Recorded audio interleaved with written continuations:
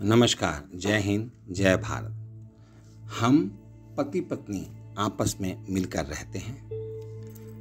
किसी किसी जगह पर, किसी किसी परिवार में पति पत्नी आपस में बहुत ही अच्छे तरीके से, बड़े ही प्रेम भाव के साथ रहते हैं। कुछ परिवार ऐसे होते हैं जहाँ पति और पत्नी एकदम एक दूसरे के विरोधी होते हैं, परंतु फिर भी एक साथ मिलकर के रहते हैं। और कुछ परिवार इस प्रकार के रहते हैं जहां पति पत्नी की आपस में बनती ही नहीं, प्रतिदिन झगड़ा, प्रतिदिन क्लेश। और यहां पर मैं ये कहना चाहता हूं कि यदि पति पत्नी आपस में एक दूसरे की भावनाओं का ख्याल रखें, ध्यान रखें, तो वह जोड़ा, वह पति पत्नी अपने जीवन में सफल होगा।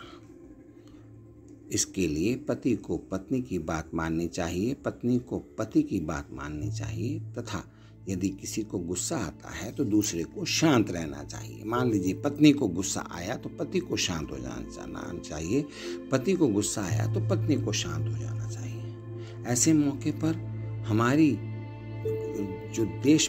देश में जो नारियां हैं, अपने पति की दीर्घायु के लिए करवा चौथ का व्रत रखती हैं और ना जाने कितने व्रत और उपवास और पूजा पाठ करती हैं। उसी के अंतर्गत एक पति की दीर्घायु के लिए एक व्रत आता है, वट सावित्री व्रत। और ये वट सावित्री व्रत भी पत्नी अपने पति के लिए, उसकी दीर्घायु के लिए करती है। अब आप देखिए, क्या यह सब नारियों के लिए लिखा है? परंतु भारतीय संस्कृति के अंतर्गत पति का फर्ज बनता है, जिम्मेदारी बनती है कि वह पत्नी का ध्यान रखे। और जब पत्नी का ध्यान रखेगा तो पत्नी भी पति के उज्जवल भविष्य के लिए, उसके स्वास्थ्य के लिए, उसकी दीर्घायु के लिए, लंबी आयु के लिए प्रार्थना करती है। करवा चौथ का व्रत रखती है, वट सावित्री व्रत रखती है। करवा चौथ के व्रत के बारे में मैंने अलग से एक रचना आपके समक्ष पहले प्रस्तुत की थी।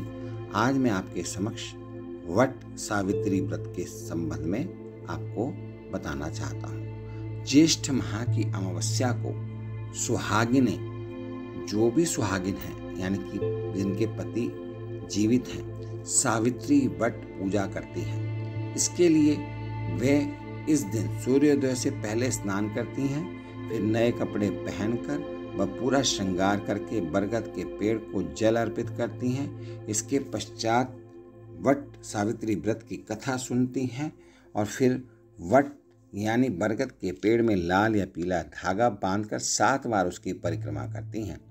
यह विशेष पूजा पति की लंबी आयु की कामना के लिए की जाती है। वट सावित्री व्रत से जुड़ी एक पौराणिक कथा के अनुसार प्राचीन काल में मध्य देश में अश्वपति नाम के एक धर्मात्मा राजा राज्य करते थे। उनकी कोई संतान नहीं थी, इसलिए उन्होंने 18 सालों तक देवी सावित्री की कठोर तपस्या की। इससे प्रसन्न होकर देवी सावित्री ने उन्हें कन्या प्राप्ति का वरदान दिया। इस तेजस्वी पुत्री के जन्म के बाद उसका नाम सावित्री रखा गया। विवाह योग्य होने पर उसकी शादी सत्यवान से की गई। वास्तव में बेटी को खूब प्रेम करने वाले और प्रगतिशील विचारों के राजा अश्वपति ने बेटी को खुद अपना वर चुनने की इजाजत दी थी। एक दिन जंगल में सावित्री की मुलाकात सत्यवान से हुई, जो कि पास की ही रियासत के राजा धुम्रसेन के पुत्र थे। सावित्री ने पहली नज़र में ही सत्यवान को अपने पति के रूप में वर्ण कर लिया, लेकिन बाद में ज्योतिषों द्वारा राजकुमार की कुंडली देखने पर पता चला कि सत्यवान की उम्र बहुत कम है, आयु कम है।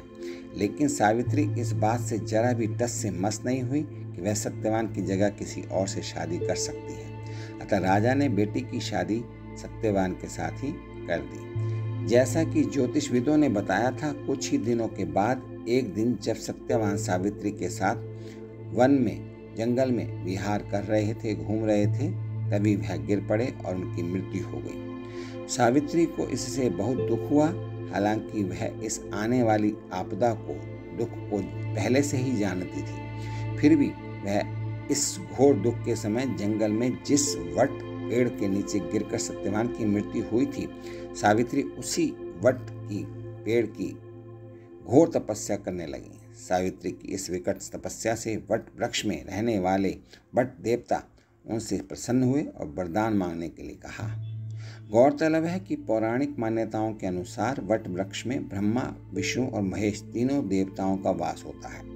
इसलिए वट देवता इन तीनों देवताओं का प्रतिनिधित्व करने वाले वट देवता होते हैं। मान्यता है कि वट देवता से पति सत्यवान को जीवित किए जाने का वरदान मांगा, जिसे वट देवता ने पूरा किया। इस पर सावित्री बहुत खुश हुई।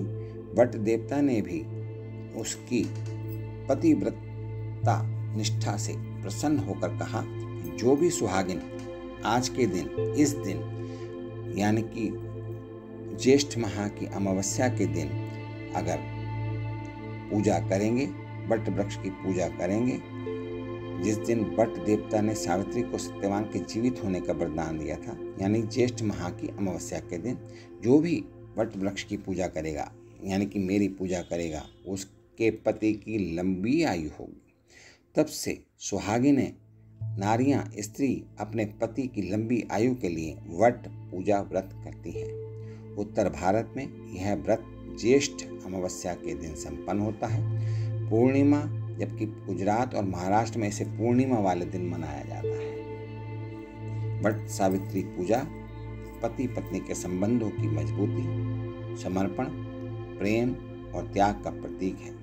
अतः युग चाहे जितने बदलें, लेकिन यह भावनात्मक आस्था और पति पत्नी के बीच प्रेम के लिए हमेशा महत्वपूर्ण रहेगी। इस प्रकार से यह पूजा हमें यह शिक्षा देती है कि पत्नी किस प्रकार से अपने पति को, मरे हुए पति को सावित्री वट वृक्ष से जीवित कराती है, तपस्या करके जिंदा करती है। और इस वट वृक्ष की महत्ता मैंने आपको बताई, जिसमें ब्रह्मा, विष्णु, महेश तीनों का वास है और उन तीनों का प्रतिनिधित्व करते हैं वट वृक्ष। इसलिए वट वृक्ष की महत्ता और बढ़ जाती है। इसीलिए वट वृक्ष की पूजा करके, उसके 7 परिक्रमा करके और उस दिन उपवास, व्रत वगैरह रखकर स्त्रियां, नारियां, सुहागिनें अपने पति की लंबी आयु के लिए भगवान से प्रार्थना करती हैं। मैं आप सभी पति पत्नी सुहागिनों के लिए आशीर्वाद और मंगल कामनाएं, शुभकामनाएं देता हूं। आप हमेशा सुखी, स्वस्थ, प्रेममय वातावरण में रहते रहें और आप दोनों की, पति पत्नी की लंबी आयु हो, दीर्घायु हो। इन्हीं शब्दों के साथ मैं आपसे विदा लेता हूं। यदि आपको मेरी यह रचना अच्छी लगी तो मेरे इस चैनल को सब्सक्राइब कर लीजिए, ताकि मैं और भी अच्छी रचनाएं आपके समक्ष प्रस्तुत करता रहूं। बहुत बहुत धन्यवाद। नमस्कार। जय हिंद, जय भारत।